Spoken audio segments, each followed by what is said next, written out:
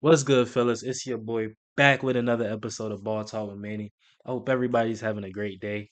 You already know the deal with me. When the Panthers win, that's a great start to my week. I'm feeling good. But we're gonna talk about that in a second. Don't forget to like, comment, subscribe. With that being said, let's hop right into it.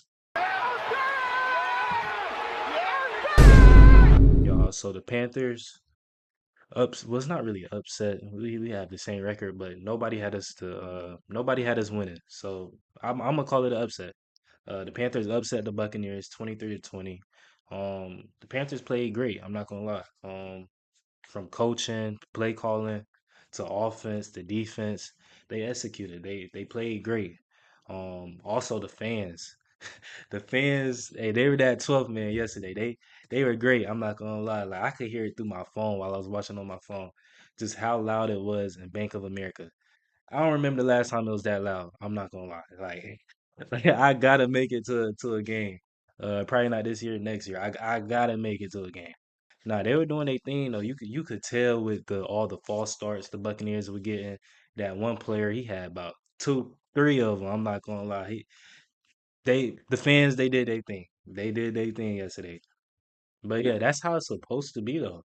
It shouldn't be that weird when another team come in and their fans are louder than our fans. It should never be like that. And yesterday they made sure that didn't happen. Um, so yeah, shout out to the fans. They did their thing. Hop into the things that stood out to me. So first in my notes I got the defense. I'm not gonna lie. The D line with Nick Scorton and Derek Brown. Hey, that the future looks bright with them two. Nick Scorton, he was just blowing plays up left and right. Derek Brown, you already know what he gonna do. I, the only thing that they're missing on that defensive line is a bona fide pass rusher, opposite side of Nick Scorton. Like I understand we probably not gonna get like a Micah Parsons, Miles Garrett. Those type of players are rare, but just a bona fide pass rusher will take that team to that defense to the next level. Like the defense was balling out. You already know it. J.C. Horn, Mike Jack, Lathan Ransom. He made up from last week. He got him a game selling pick. Just they was balling. Rose Boom, Merrick, they did their thing yesterday. But yeah, the defense looked right, and that was without Trevin Wallace. I'm pretty sure. Yeah, Trevin Wallace, he was out yesterday. I'm praying for a speedy recovery for him. But yeah, defense, they did their thing yesterday. It did look scary at first, but they settled in, got some stops.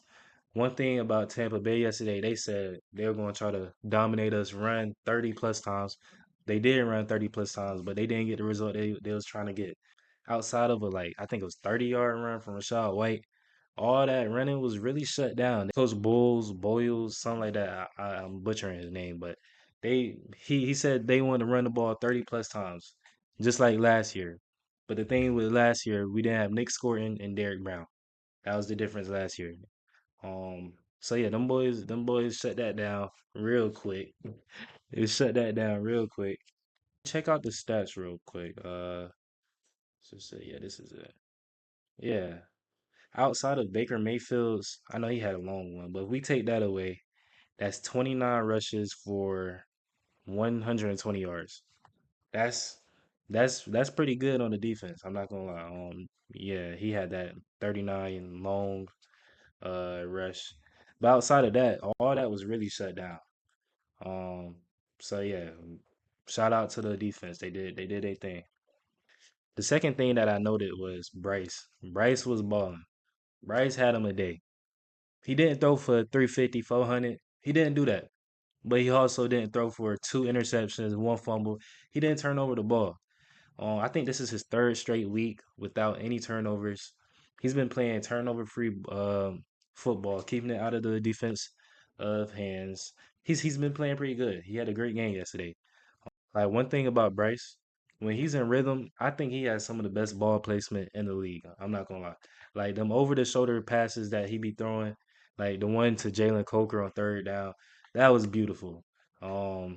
He stayed in the pocket, knew exactly where he was gonna go with it, and delivered a dot. That's that's QB1 material right there. He's showing everybody that he's a capable quarterback in this league. Yeah, Bryce, he did his thing yesterday. He had a day. I could also go with let's look at his stats too. 21 of 32. 191 yards, two touchdowns. That second touchdown, that was nasty, Bryce. I'm gonna show the clip in a second. Rating of 102.5. He had a day. He outplayed Baker Mayfield, and that's all we could ask.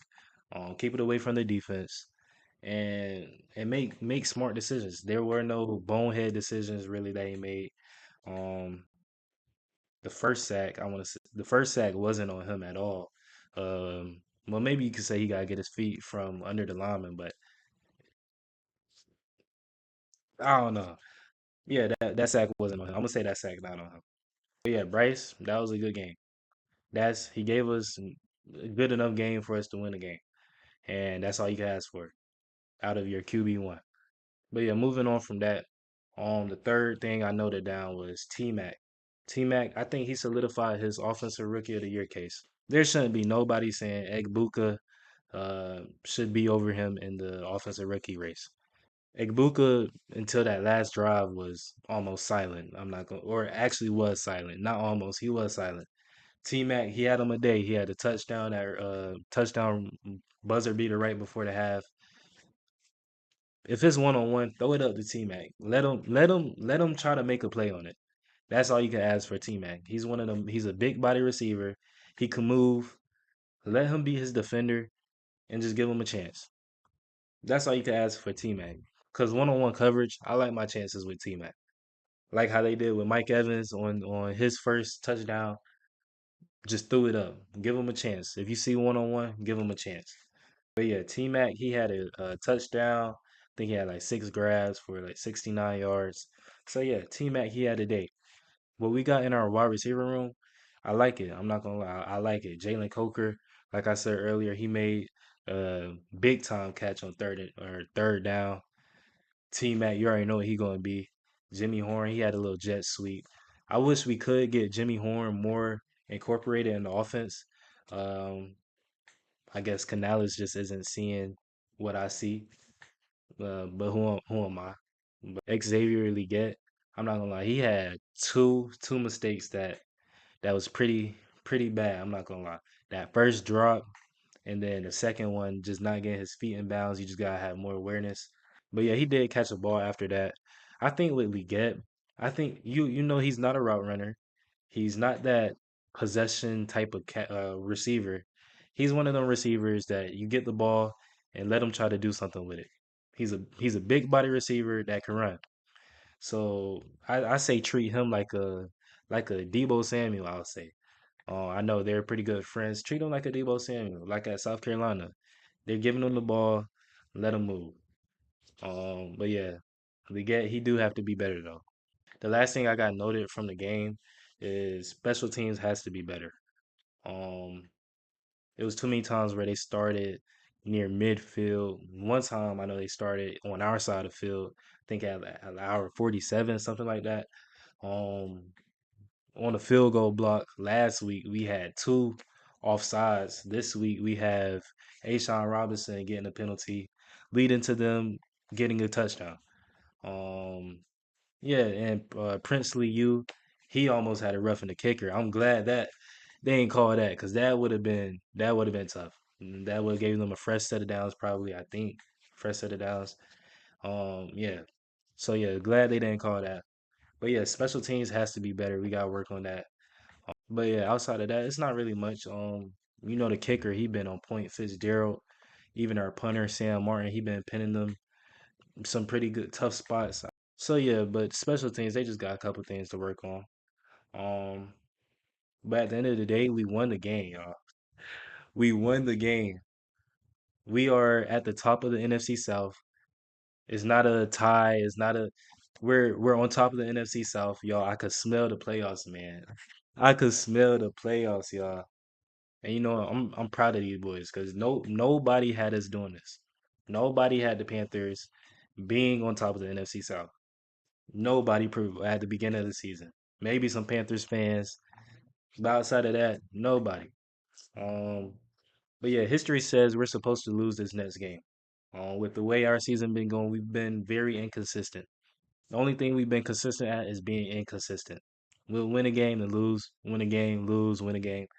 So with us being Tampa Bay, we're supposed to lose against Seattle and then win against Tampa Bay. But you know what? I don't care about that. I don't care about that. I think we have a great shot at beating Seattle. We beat the Packers. We beat the Rams. We've played tough teams pretty well outside of the Patriots and the Bills. With Seattle, we just got to keep their high octane offense, keep that in check. They got a pretty solid defense too. But yeah, we do. I like our chances. And if Miami want to give us a little nice Christmas present, they'll beat Tampa Bay next week. Go ahead, beat Tampa Bay for us. We beat Seattle. We don't even got to worry about Week 18. Um, but yeah, it will be a tough game. So yeah, this will be good to see where we stack up, clean some things up if we make the playoffs. Right now, I like our chances. I like our chances. But yeah, that wraps up today's video. Hope everybody enjoyed. Hope everybody have a great day. Stay blessed, and I'll see y'all next time.